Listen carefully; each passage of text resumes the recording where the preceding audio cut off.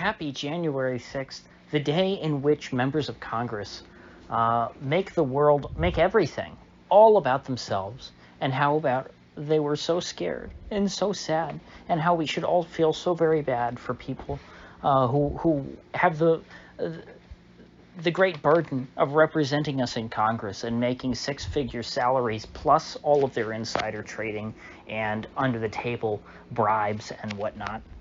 These poor souls had their workday disrupted 1 year ago today by a group of rowdy ruffians, football hooligans, evil, deplorable Trump supporters who somehow thought that the 2020 election might not be totally legitimate.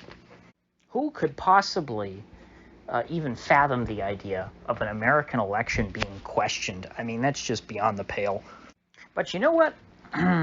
As tempted as I am to talk about this topic, I refuse. I might do it tomorrow, just out of principle, if I still want to talk about it, but I'm not going to do it today. I'm not going to give them what they want. I'm not going to make today all about them.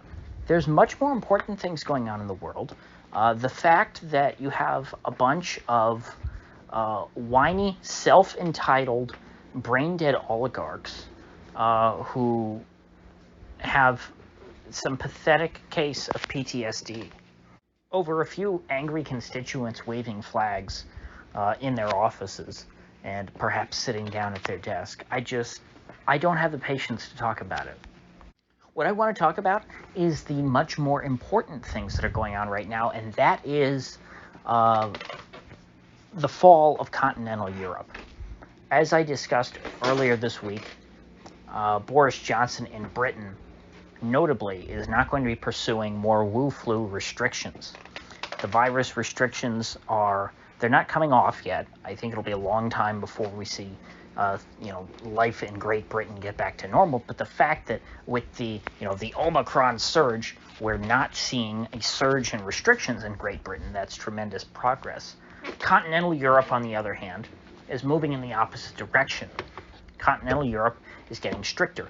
As of yesterday, Mario Draghi, the unelected central banker who rules over Italy with an iron fist, look it up. Nobody ever voted for Mario Draghi. He's never run in any election, or at least he didn't run an election to be in this position. He was installed as prime minister by the political elite in Italy, and he has now decided unilaterally, don't believe he's even putting this through the parliament in Italy, to mandate vaccines for anyone over 50. He's just going to force him to do it. Now, I don't know what the penalty is. I don't know whether they will just, fine you and then eventually, arrest you for not paying your fine and then put you in prison, or if they will come to your house and forcibly vaccinate you. I would think that if they get to the point to where, you don't obey the mandate and they come and arrest you, at that point, you're probably going to give the shot once you're in state custody. So if you're over 50 and in Italy and you don't want to get the jab, we've crossed the Rubicon. This is worse than anything that even Australia's done, if you think about it. Because Australia, what they're saying, like in the Northern Territory right now, is just, okay, well, unvaccinated people aren't allowed to leave their house, even to work. Well, Draghi's gone beyond that. He's saying, even if you're unvaccinated, you're not allowed to be in your house. We're going to throw you in prison, where you'll probably be vaccinated. And he just did this, through the equivalent of an executive order. Now, Macron, just a couple days ago, he gave his big speech condemning the unvaccinated as non-citizens. I believe there's 5 million unvaccinated people in France as of right now. He said in the speech it is his goal to piss them off. Well, he's done more than just piss them off. They have now, the French National Assembly has passed a law, which I assume Macron will be signing into law, which deprives unvaccinated people of being able to participate in the most. This is how the media is describing it. The most basic aspects of life. That's the way the media is describing what Macron is doing. It's a strict new vaccine passport law. And remember, in all these places, getting 2 shots, that's not going to consider you vaccinated forever. You have to continually keep getting your boosters. So that's what life is in Europe right now. You got to get your booster shot every 3 months or so, or else you're going to be unpersoned. You're going to be considered a non-citizen. In France, you're going to be removed from your home in Italy and forcibly jabbed.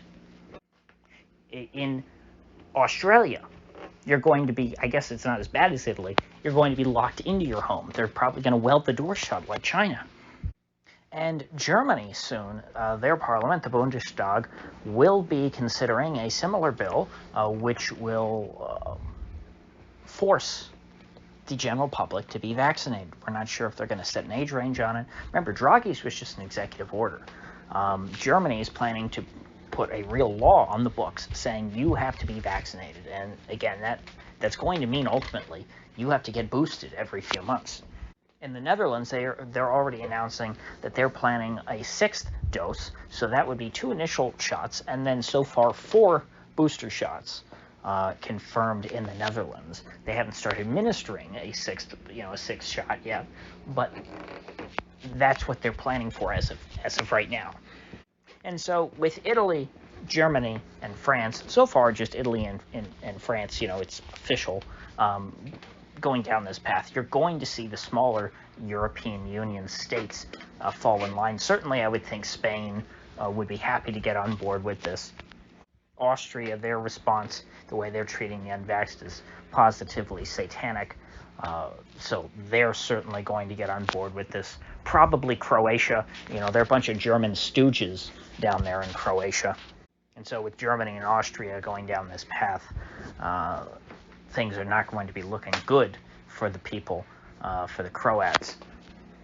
Hopefully there are a couple holdouts, maybe Poland and Hungary. We can hope. I don't know. I'm not sure what the vaccine politics are like in Poland and Hungary. Belgium is the seat of the European Union, so they're certainly going to get on board with this. If the 3 major EU states are moving forward with it. Well, hell, Belgium, the Netherlands, and Luxembourg were the Benelux countries. That was the foundation of what became the European Union. So all 3 of those you can guarantee are going to have vaccine mandates. So there really is going to be nowhere safe in continental Europe. Maybe Switzerland? I mean, you just know if Poland and Hungary are holdouts on this, the EU bureaucracy is going to try and impose it from the top down in due time.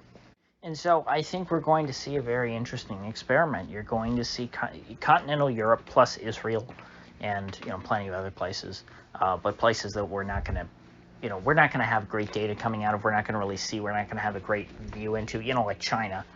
We can never get great information about China. But as far as places that we'll get to observe, Israel and continental Europe, they're going to go harder than ever in the authoritarian direction.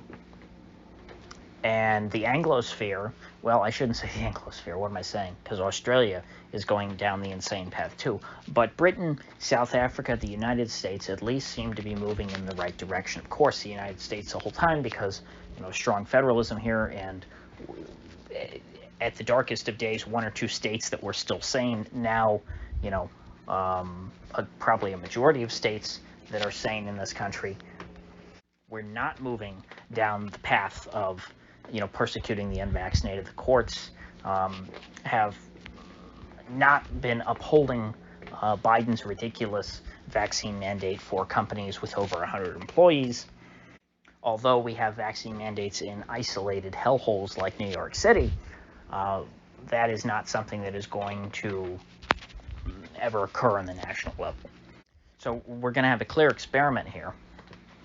The crazy countries, continental Europe, Australia, Israel, they're going to go down one path. Then the U.S., Britain, South Africa, hopefully South Africa will continue down this path. They're going to go down the path of trying to live with the virus, which I have to say, initially, I got some flack for trying to praise Boris Johnson. I'm not a fan of his, the other day. I'm just saying it's important to praise these monsters when they start to move in the right direction. You want to encourage them to go in the right direction. That doesn't mean that you love or that that you agree with exactly what they're doing. It's it's the way they're moving. Less restrictions is better than more restrictions. That's all I'm saying.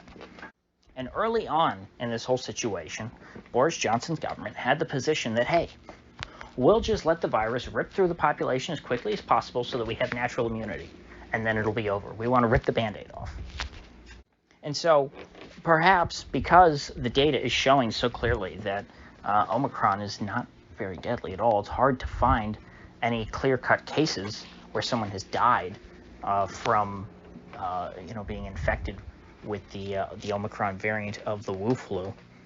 Maybe he's returned to the position and said, you know what? I mean, with something as mild as this, we should just let it rip through the population and let everybody get it, because there's no way of stopping that. And whether or not people are vaccinated, that's not going to make a difference in this case.